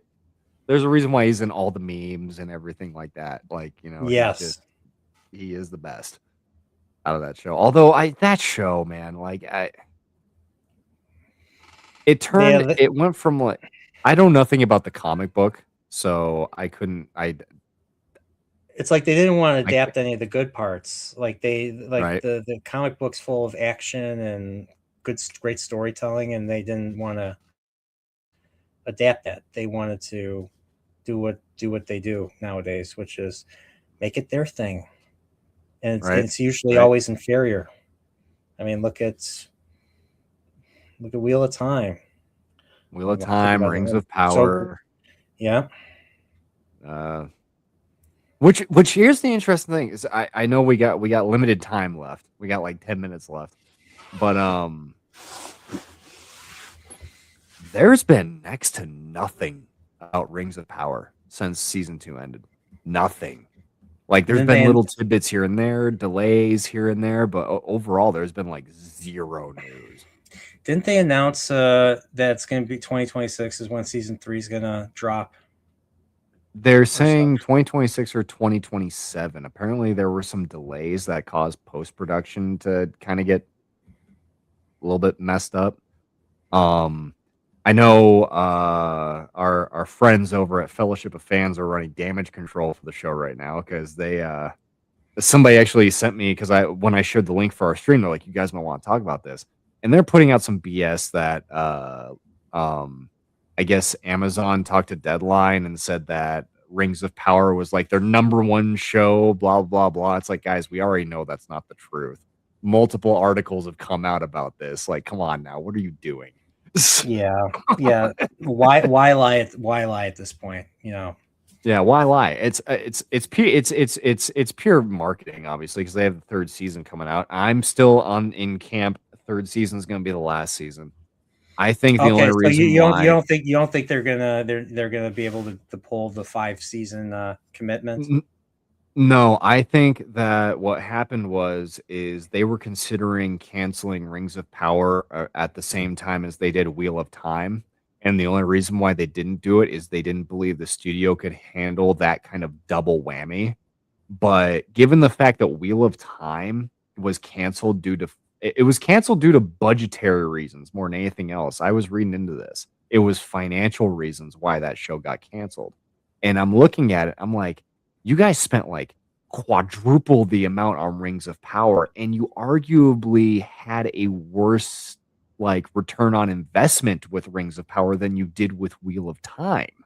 So, I mean, like, I think they're kind of in a pickle too because they have their agreement with the Tolkien estate. If they don't complete seasons 4 and 5, they have to pay out $40 million. It's 20 million per incomplete season. Interesting. So now it's like, do you just eat it and drop 2 more seasons, or do you just pay out the 40 million and wash your hands of it and forget like it ever happened?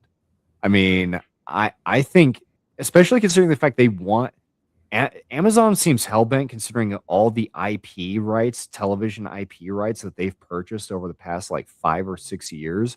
They really want to get in the game of doing adaptations, but they need to be taken seriously for them to do so. And Rings of Power is the most unserious thing that arguably has been put on out on the streaming services. So, in my honest opinion, it might be prudent for them because I know they want to do a RoboCop. I'm pretty sure they want to Oh no. do they want to do oh shoot, I was just looking at it the other day. Well, they want to do a whole bunch of different adaptations of a whole bunch of different things. Yeah. And the only what real way they're going to be able to do it is if they cancel Rings of Power. That's the long and short of it. It's unless they postpone all their plans until 2035 or whenever Rings of Power is supposed to end, at which point then you can get that ball rolling. But I Hmm. don't see them having that kind of patience. I think they're just gonna do season 3. They're gonna see where they're at with season 3 and see what the viewership is like. And then if it's still as poor as it is, I don't see why they'd keep the show around. I really don't. Isn't season 3 going to be like a major time skip? Yeah, well, they're not a major one per se. It's supposed to be oh, it's supposed to be right in the thick of the War of the Elves and Sauron, which I know exactly why they're doing it. It's because they they screwed up the writing so bad in season 2 that left a lot of people asking questions like why didn't you do this? Why didn't X character do this? What's happening? Blah blah blah blah blah blah. By doing the time skip, you avoid having to answer any of those questions because all of those conversations that should be taking place between characters are all going to have happened off screen. Yeah. So Well, that's why they're doing the time skip. mm, It's going to be another disaster. It's going to be another meme fest where we all get to cuddle around the campfire and laugh our asses off at it. That's, yeah. that's what's going to be. Like, Yeah, I mean, I'll be honest. I barely remember. I barely remember season 2. Like, I was just like, I was dying watching it, preparing for our stream. It was so bad, so bad. Like I remember I was in Nerdrotic's live chat when he was watching. I forget which episode it was, but it was the Elrond Galadriel makeout episode, and I just typed in. I was like, "Get ready, buddy! Get ready! Oh, You're no. about to lose your shit." Oh boy, I Oh forgot. man, it was great. Oh, it was terrible. Oh, Jesus. So bad. Only thing I Anyway. remember from season 2 was what's his name? The dwarf is basically doing like he's pretending he's in a a Snyder movie, and he's fighting he's engaged in the Durin's Bane Balrog? or something. Yeah. The Balrog, Yeah. basically. That's all I remember, and I remember it was just slow motion and that. It was so stupid. And then what's his name? What's the name of the dude that made the rings? I can't think of it. What's the name of the dude that made the rings? Celebrimbor is just going crazy in his lab, and then there's a battle right outside his right outside of Eragion. There you go. Yep. Even though none of that's how that happened in the books, but that's neither here nor there. Yeah, I get a lot of hate for it, but I'm one of the few people that actually thinks Wheel of Time is the worst show. Here's the thing, right? I never watched it. I never paid it any attention. I just know what I heard from you guys, White Cloaks, et cetera, et cetera. So I never really paid it that much mind. I do know it. Third season of Wheel of Time was rated better than both of the first 2 seasons of Rings of Power. Yeah, there was from a fan standpoint too. This wasn't like the critical rating; it was the fan rating that was better. And yeah, so there was one episode that was actually. I mean, I think it could have been better adapted, but it actually adapted a few chapters from the book, and they didn't just fuck around. Like, they actually adapted, and they actually used the main character, Yosha, who plays Rand al'Thor, to actually actually be the main focus of that particular episode, which was episode 4. So it covers the 4th book, The Shadow Rising, and it covers a very important part of the book. It's actually one of my favorite parts of the book. So I was really disappointed because, you know, from my reading of it, and how there were a few segments of this. So there's stories within stories of this. So this is when the main character learns more about the past because of some magical, magical contraption that exists. And there's one segment that Robert Jordan wrote that was very psychological. It was very psychological. Like, the way I was reading it was very psychological, and the show didn't really capture that. But all my White Cloak friends, Steve, Prophet of the Dragon, they all liked it because it was much better than the shit that rained on them for like the whole series. So I'll give them that. But yeah, that's a big reason why it was rated higher. But season 3 was just was garbage. Especially if you don't know, if you haven't read the book, it's terrible. Like, they just kill characters for no reason, and they don't understand the story at all. So, but yeah, so yeah, we're almost at time. So my favorite Clint Eastwood movie is Dirty Harry, and I forgot what did you say? Were you able to? Do you have a favorite? Yeah, I'm really torn because I kind of have like 3, and they're like 1A, 1B, 1C. Like, they're all just kind of. I'd have to go Pale Rider, Outlaw Josie Wales, for a few dollars more. So all westerns. Okay. All westerns. Right. Yeah. All right. Fair enough. And I figure, we didn't really get a chance to talk about your problematic takes on the Peter Jackson films. Well, we'll have to save that for another stream, because that's a whole other stream in of itself. Yeah, that's true, and we do have to talk about that. We have to talk about the Hobbit, and I am still Hmm. waiting patiently for your video on all that. Uh, it's coming. It's coming along. It's just it's been weird because I've been trying to balance out work, personal life, and also trying to get that done because it's something that I'm really passionate about. I really want to get that project done. And it's just a matter of just finding the time and balancing the time to do it, and finally get Yeah, it out. yeah. Once I started like my side hustles, I haven't really been home much, and so I haven't really been making content myself. So Right. I get it. I get it. So, um, but when I was in the middle of something, I just had to really like I had to really like I had to really like discipline myself. I had to tell myself, "You're going to get this done. We're gonna set the time. We're gonna make it, and we're gonna do it, and all that." Right. So, Right. um, but that's neither here nor there. So yeah, man, I appreciate you coming on. It's been a Oh yeah. while. I think our last stream was, believe it or not, War for the Rohirrim. So that was over a year ago. So Yeah, it we was. haven't.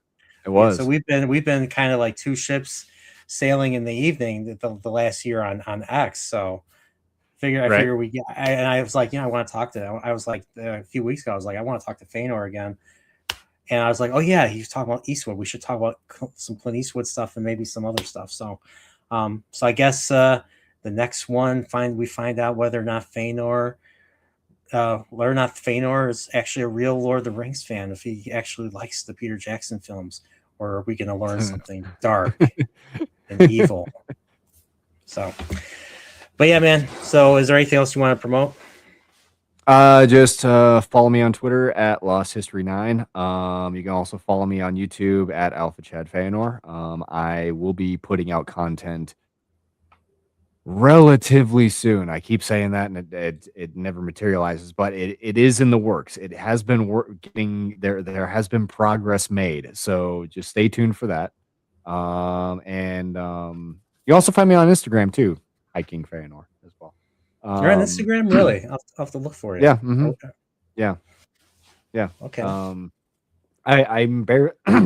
I shouldn't say I'm barely ever on there because I am on there somewhat frequently. I just always forget my handle. Not I just Alpha can't. I Chad. created. It might be. Let me. Um. It's just hi underscore king underscore Feanor. You'll be able to find me there. Um. But yeah, yeah.